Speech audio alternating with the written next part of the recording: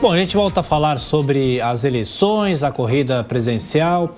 O pré-candidato do partido à presidência, João Dória, retirou o presidente nacional do partido na semana passada, Bruno Araújo, da coordenação da campanha.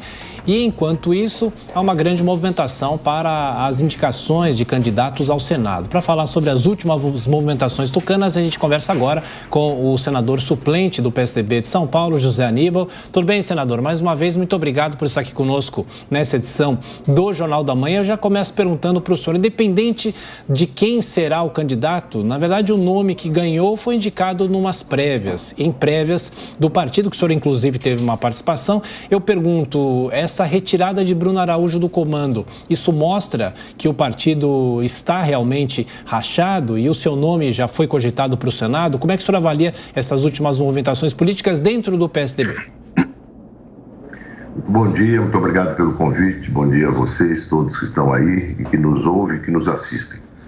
Olha, realmente os partidos tiveram um procedimento de definição de candidaturas que é realmente bem antecipado, né? Até porque as pesquisas indicando 2 candidatos na preferência do eleitorado provocam movimentações entre os outros que querem construir uma candidatura alternativa a uma dessas que estão hoje em primeiro e segundo lugar. Então, é natural, o PSDB procurou um processo de prévias, realizou as prévias em novembro, mas nós estamos agora já chegando ao final de abril, e o candidato indicado pelas prévias, ele tem tido uma certa dificuldade em crescer na avaliação de intenção de voto e tem tido uma permanente e renitente, índice de não aceitação, de não votação, de não voto, né? Que não é pouco expressivo, é o maior entre todos os candidatos, segundo as últimas pesquisas. Essa situação leva a uma inquietação dentro do PSDB com relação à constituição de chapas para disputar as eleições de deputados estaduais, federais, senadores, governadores, e também leva a um movimento de busca de alternativas, né? Há já um conjunto de partidos, Cidadania, PMDB, PSDB e União Brasil, com um procedimento interno em que eles afirmam querer ter uma candidatura única. E dentro desse procedimento, a candidatura do ex-governador do Rio Grande do Sul, Eduardo Leite, se coloca também, não é?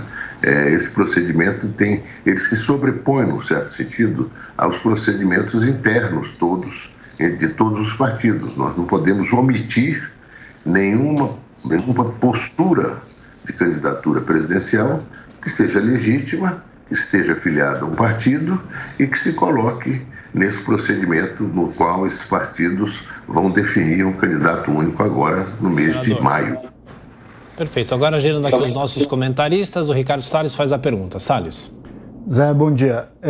Daqui para frente, tudo indica que há um acirramento, né, e um fechamento aí daqueles seus colegas do PSDB que preferem a alternativa do Eduardo Leite. Há hoje, inclusive, uma declaração publicada nos jornais do próprio Aécio Neves dizendo que aqueles que querem unir o partido e colocar alguém viável deveriam se alinhar com o Eduardo Leite. A pergunta é, o PSDB vai deixar este movimento de colocação de Leite para as convenções lá em julho ou já há uma perspectiva nesse sentido de tornar um movimento de convencimento do João Dória a deixar a candidatura?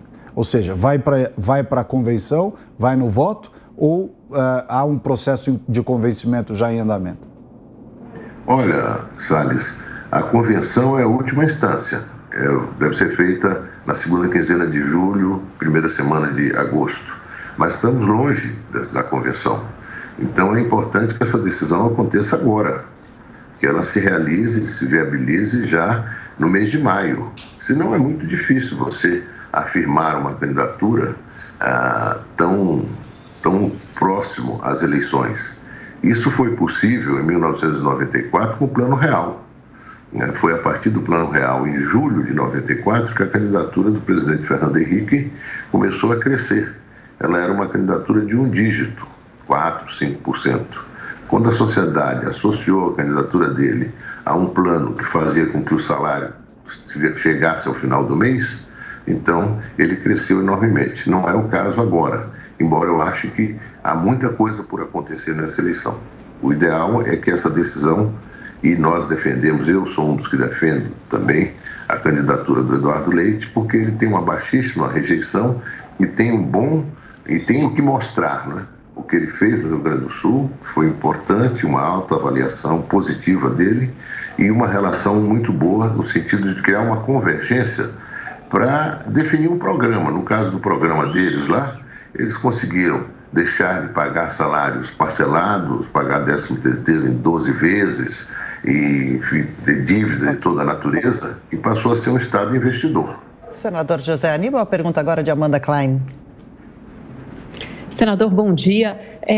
Eu fico imaginando qual seria o caminho para isso acontecer, porque os partidos da chamada terceira via impuseram uma data para escolher um candidato, é 18 de maio, hoje é 18 de abril, então estamos exatamente a um mês disso acontecer. Precisa combinar primeiro com o João Dória para que ele desista da candidatura, porque qual seria a outra maneira do PSDB escolher o Eduardo Leite? Em segundo lugar, o PSDB fica numa posição de desvantagem, porque afinal de contas você tem um candidato oficial e outro correndo por fora, então fica em posição de desvantagem na negociação com esses outros partidos. E quem vem ganhando espaço é a Simone Tebet, que, como o senhor disse aí, também tem uma baixa rejeição, é pouco conhecida. Então, segundo esses partidos, teriam um caminho para conhecer. Quer dizer, como é que essas peças devem se arranjar em um mês? Qual o caminho que o senhor enxerga para isso? Não seria melhor, então, apostar numa candidatura só, ou na candidatura escolhida pelas prévias? Bom dia, Amanda. Olha, é o imperativo dos fatos, né? Os fatos estão mostrando que nós temos uma candidatura que tem muita rejeição e pouca avaliação de intenção de voto, baixa, em torno de 2%.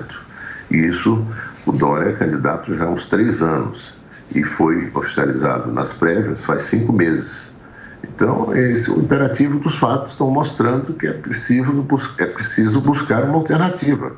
O Brasil tem desafios enormes a enfrentar. As pessoas que estão nos ouvindo têm tido uma perda de poder aquisitivo, inclusive na comida, que não é pequeno. Então é preciso que rapidamente as candidaturas presidenciais colocadas comecem a debater os desafios que o Brasil tem que enfrentar. Não dá para a gente ficar com medidas paliativas, não é?